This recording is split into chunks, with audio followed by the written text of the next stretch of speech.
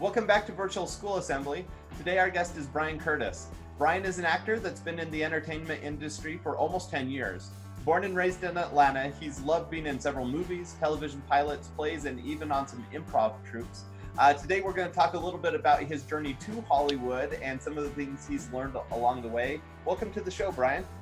Hey, thanks for having me, man.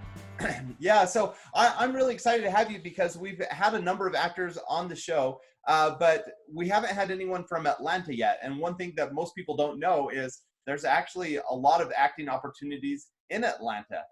So excited. We'll get into that a little later on. But let's start with kind of your origin story. Tell us a little bit about where you're from, what it was like growing up there, and a little bit about your childhood. Yeah. So I was born in Marietta, Georgia. It's kind of a suburb just north of Atlanta. I was very fortunate growing up. I've got an amazing younger sister who I consider my best friend. My parents were unbelievable, still are unbelievable. Yeah, had a nice little community of friends in school, and it was a very small school, so it was one of those things where everybody knew everything about each other, which I guess could go either way, good or bad. But luckily for me, I think that there was more good in it. Um, yeah, and just kind of enjoyed the simple things in life. Yeah. Now I know we talked a little bit prior to recording that where a lot of actors they dream about acting from a very early age and then get really involved in theater and high school and start looking for things young. You didn't necessarily take that same path. You were more into sports and stuff like that. Talk about that for a minute. What kind of occupied your time when you were in high school? So yeah, exactly. When I was younger, I really did want to act. I'd watch several movies, mainly like action movies and that kind of thing, and I just thought to myself, "Oh, that'd be so much fun to do." And even just as a kid, but my parents, being the nice and caring people that they are, kind of uh, persuaded me to go in a different direction. They didn't discourage me, but the education was more of an important thing in their minds, which I applaud and now understand. At the time, I not so much, but yeah. So I acted a little bit when I was younger, but as I got into high school, I kind of turned more into sports. Even with acting growing up, my parents kind of had me dabble in a little bit of everything as far as sports go. So that was kind of always a part of it too.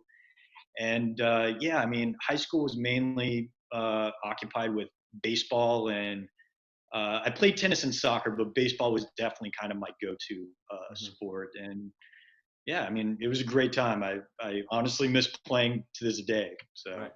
So this might be a bit of a jump, but I found that a lot of actors have some sort of background in fitness or in sports. Are there any ways that playing baseball or any of the other sports prepared you for being an actor? Like, were there skills that transferred over? well, I mean, in my particular case, yes. I when you grow up and you play different sports, and then or whatever you do actually, and then if you want to decide to pursue acting, you obviously build up a resume. But it's not just a list of credits that you would put on there. You also put special skills, so to speak, which I Hmm. mean could be as simple as driving, but I mean, a lot of people will say, I'm fluent in this language, or I can speak in this accent, or I played baseball so I could be a pitcher. So it did actually work in my favor, where I remember getting cast in a sketch with a comedian, and I played a left-handed pitcher, which I happen to be left-handed. And so yeah, I mean, it that worked out for me. Overall, though, I mean, I guess it can be hit or miss as far as exercising goes, which I think is important no matter who you are or what you're doing. I think that's just good for the mind, if Right. nothing else. But I mean, I guess it does help you to get in shape if you do need to do certain roles that might require more physical work than just sitting down and having a conversation. But yeah, for me personally, baseball definitely attributed to one or two gigs that I was able to get. Cool. It's awesome to think that these little things that we do when we're young might actually lead to something later on. So that's kind of cool to hear Oh yeah, uh, it's that crazy. you've Yeah, drawn upon that. Now, from high school, you moved away to Mississippi, right, for university. that's Were correct. you involved in theater or anything while you were in college, or was that kind of all on hold?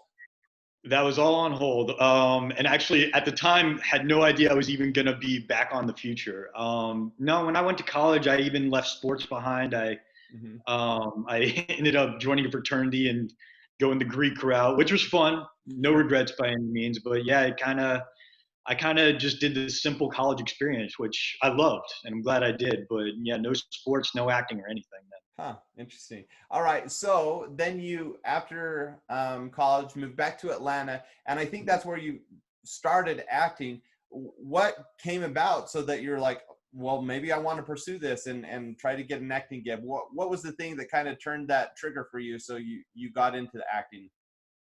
Well, when I was younger, I had this assignment where my teacher had told us to write down what our future would be like in our eyes, anyway, like what we saw us doing, where we would live, and all that stuff. And at the time, when I was really into acting, that's what I put for the assignment, was that I'm going to be an actor.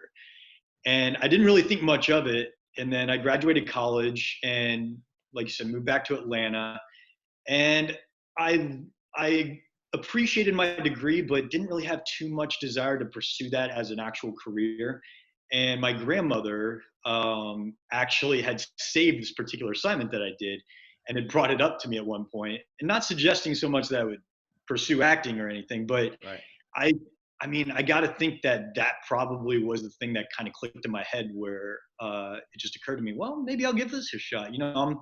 Got my education into my parents' wishes, and maybe this could be something worth pursuing. So, luckily being in Atlanta, there are a lot of projects that have been shooting here. So I was fortunate enough to be a part of some major films, mostly just doing background work and extra, but it gives you a lot of experience on the set, which I think is very valuable. And yeah, So kind of hold just on, went from let's talk about that for a sec because there are a there. lot of kids who have the question, well, how do I even start? How do I even break in? And you mentioned background work. Yeah. What was that process like for you? Did you just like look for projects? How did you find out about them? How did you get cast as even as a background? I assume that those weren't paid, but how did you even find those opportunities?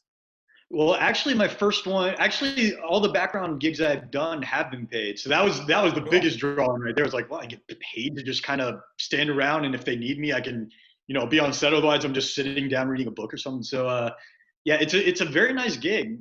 Even if you're not pursuing acting, just a little extra money on the side. But going back to the question, how did I first learn about it? Actually, I think my mother's friend had a son that was pursuing acting. He was more into it than I was at the time, and so I think that she got some advice or some websites from her son, Hmm. and they're probably different at this point, because this was at this point 10 years ago, I think now. Right. But submitted, and usually for background work, it's pretty simple stuff. They just ask for, like, your information, and they'll ask for a snapshot of you. You don't necessarily have to go the whole 9 yards with a headshot and all that stuff. So it just started off really simple, and then, when you're on set, some people like to keep to themselves, but a lot of people are actually really friendly, and they want to help each other out. So you kind of make contacts on set, and you can kind of just go from there. You never know who you're going to meet. Cool. Yeah, that's really cool to hear that, just with that interest, you were able to find some things and that obviously grew with time. Um, After being in Atlanta for a while, you decided to take the plunge and move out to LA. What initiated that decision and what was it like moving from Atlanta to Los Angeles?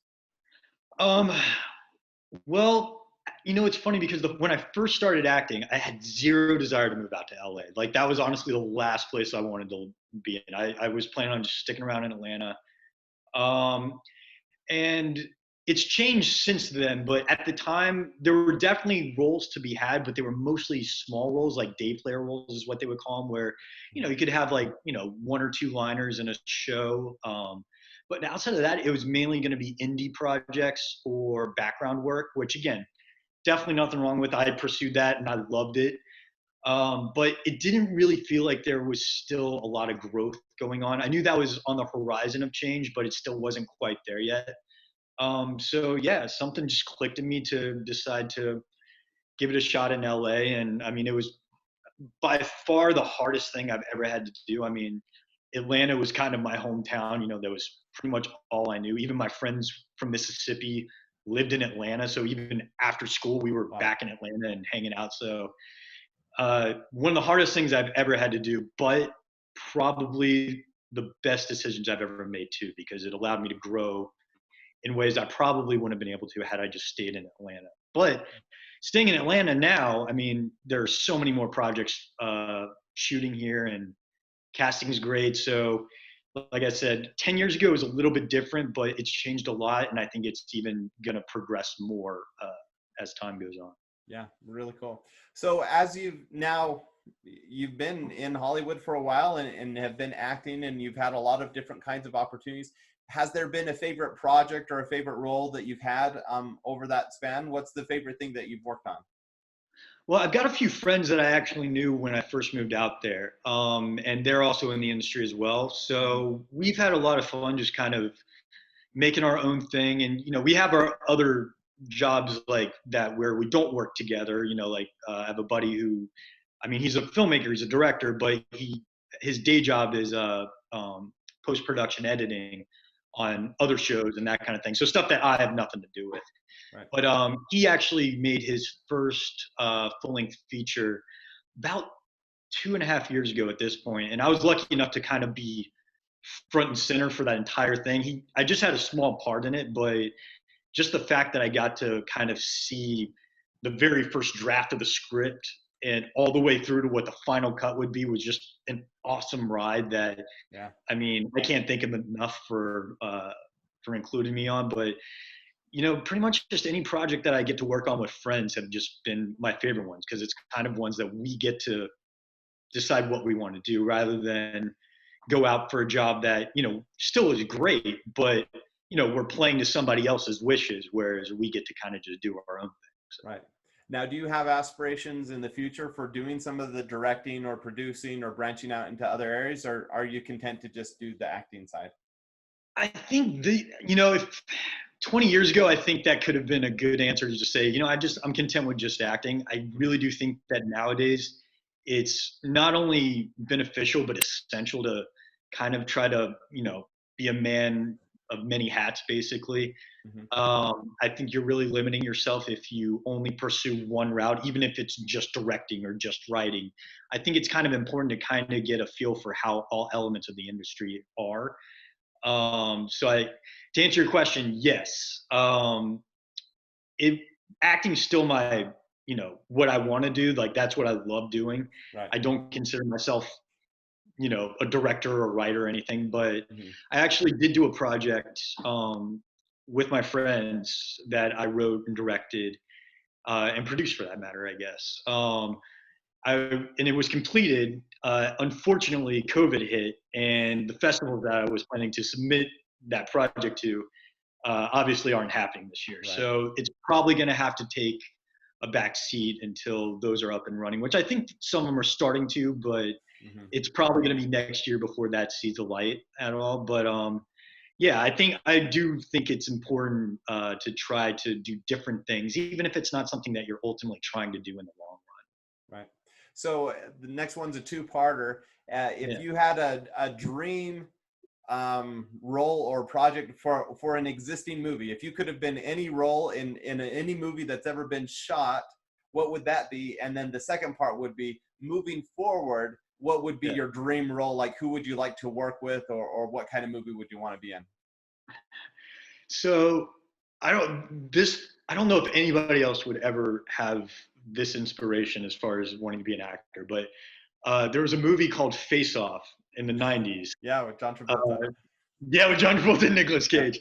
And I don't know what it is, but that movie, I don't like violence. I don't like guns or anything like that. But for some reason, watching that movie, it hit me, and I wanted to do action movies, like that kind of thing.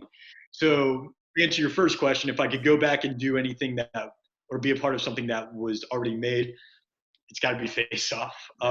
You would have to be the Nicolas Cage character, though, not the John Travolta. You'd be better as Nicolas Cage. Oh, thanks. I love them both in there, so either one's a huge compliment.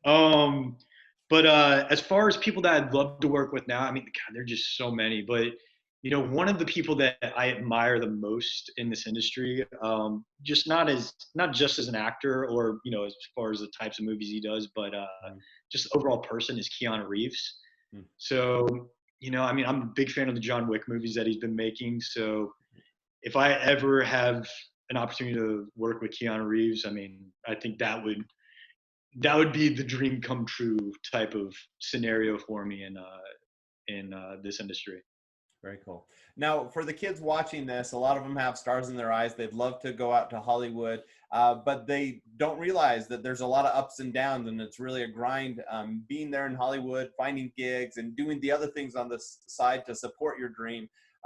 What are the things that you wish you'd known 10 years ago before starting this journey that now you realize, okay, this is part of the grind?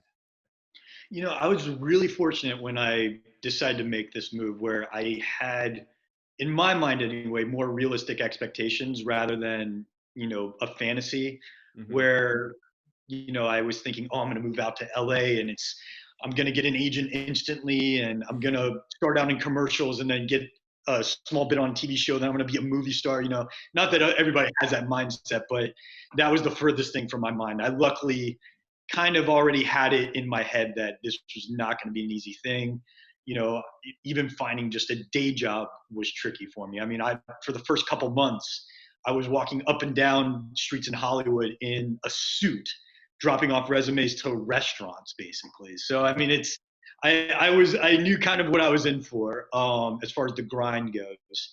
But one of the things that I think is important to know going into it is just appreciate the journey itself. We all obviously have the end goal or where we see ourselves wanting to be, whether that's on stage or in the movies or whatever the profession is that you want to pursue. But I think it's important to also pay attention to the journey along the way because, like you said, there are plenty of highs, plenty of lows.